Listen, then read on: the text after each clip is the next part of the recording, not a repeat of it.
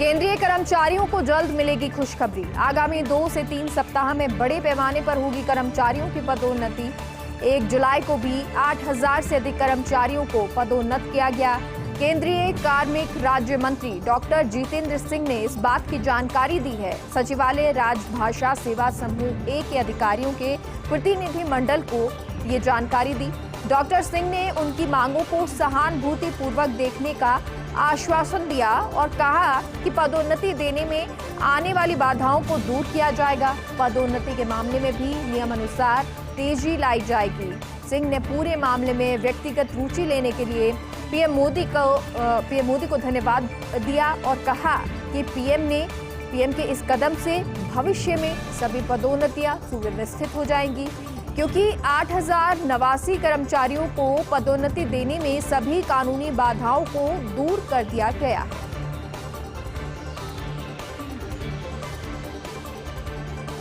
केंद्रीय कार्मिक राज्य मंत्री डॉक्टर जितेंद्र सिंह ने लोकसभा में दी जानकारी। पिछले 8 वर्षों में केंद्र सरकार के विभागों में 7,22,000 नियुक्तियां, नौकरियों के लिए 22 करोड़ आवेदन, 7,22,000 को मिली नौकरी। आवेदनों की तुलना में सिर्फ 0.33% अभ्यर्थियों को नौकरी मिली। केंद्र सरकार के विभिन्न विभागों में 7,22,000 लोगों को नियुक्ति दी गई।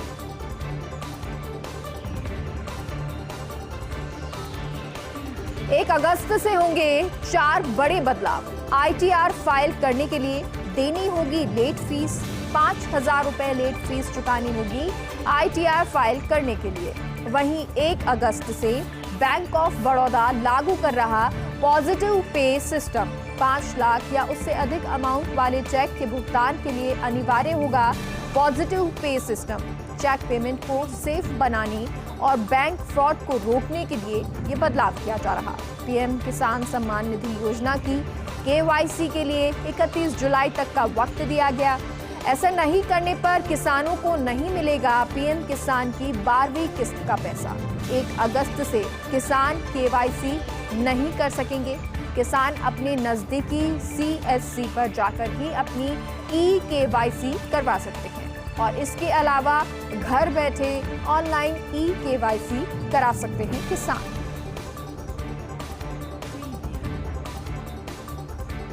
नालसा की तरफ से दिल्ली में होगा जजों का राष्ट्रीय सम्मेलन। 30 जुलाई शनिवार को पहली बार आयोजित होने जा रहा ये सम्मेलन। देश भर की अदालतों के डिस्ट्रिक्ट जज इसमें शामिल होंगे। देश के विभिन्न कानूनों को लेकर चर्चा की जाएगी। पीएम मोदी, मंत्री किरेन रिजिजू सहित अन्य प्रमुख लोग इसमें शामिल होंगे।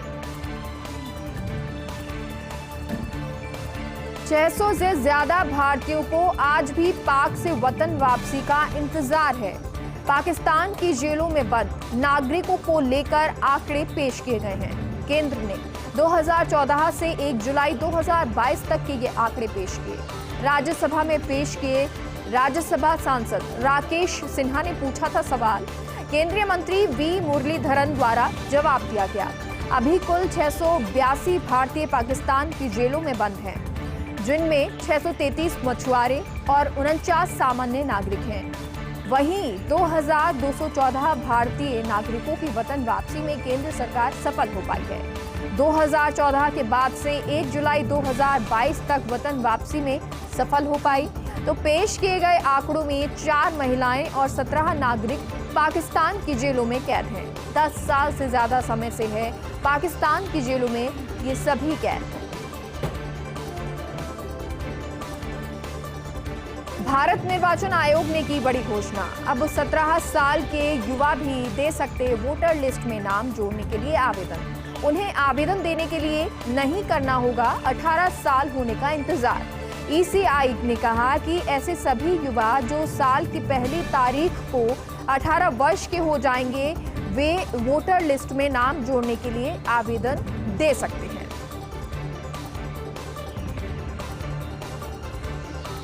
अब एक नियामक संस्थान के दायरे में होगी उच्च शिक्षा। शिक्षा मंत्रालय की भारतीय उच्च शिक्षा आयोग बनाने की तैयारी। जल्द ही मोदी कैबिनेट के सामने रखा जाएगा ये प्रस्ताव। कैबिनेट की मंजूरी के बाद संसद में पेश किया जाएगा विधेयक। फिलहाल 14 नियामक संस्थाओं के अधीन है देश में उच्च शिक्षा।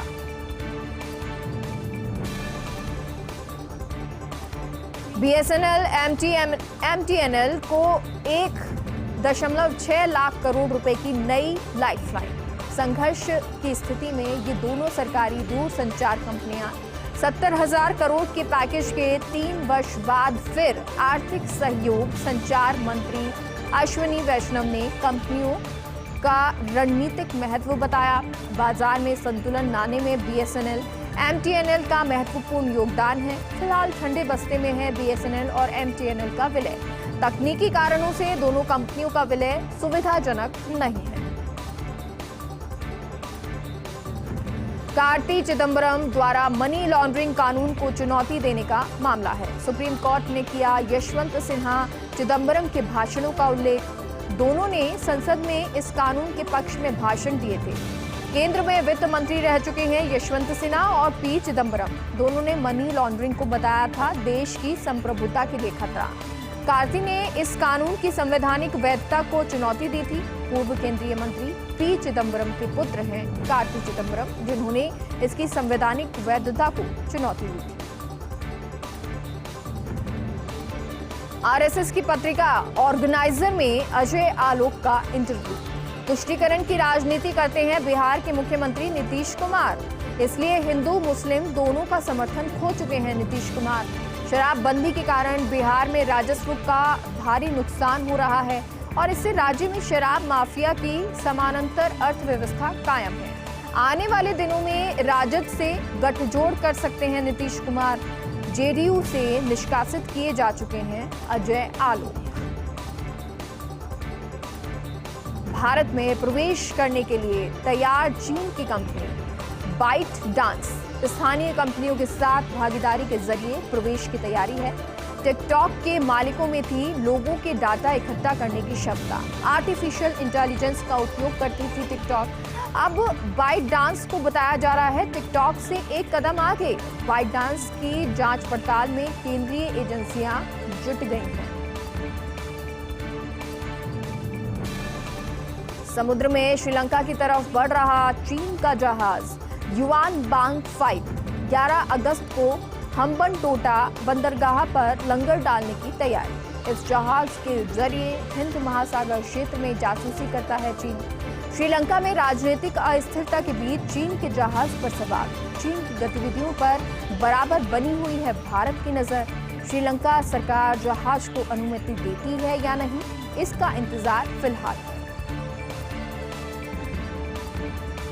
मेडागास्कर की राजधानी अंटानारिवो में हिंदू मंदिर का उद्घाटन। हिंद महासागर में 2 करोड़ 60 लाख आबादी वाला द्वीप है मेडागास्कर। मेडागास्कर में करीब 20,000 भारतवंशियों का निवास है। ज्यादातर गुजरात के हैं। मेडागास्कर में रहने वाले भारतवंशी तो मेडागास्कर में पहली बार विशाल हिंदू मंदिर बनाया गया है।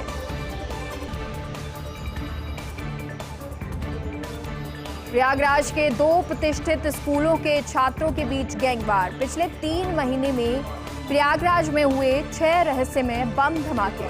पुलिस के मुताबिक ये छात्रों की 2 गैंग के झगड़े का नतीजा है। प्रतिष्ठित परिवारों के हैं। 15 से 17 वर्ष की उम्र के ये स्कूली छात्र और पिछले 1 वर्ष से आपराधिक गतिविधियों से ये छात्र जुड़े हुए हैं। एक गैंग का नाम है इमोर्टल तो दूसरी गैंग का नाम है तांडव। शहर में आपस में उलझती रहती है स्कूली छात्रों की ये दोनों गैंग।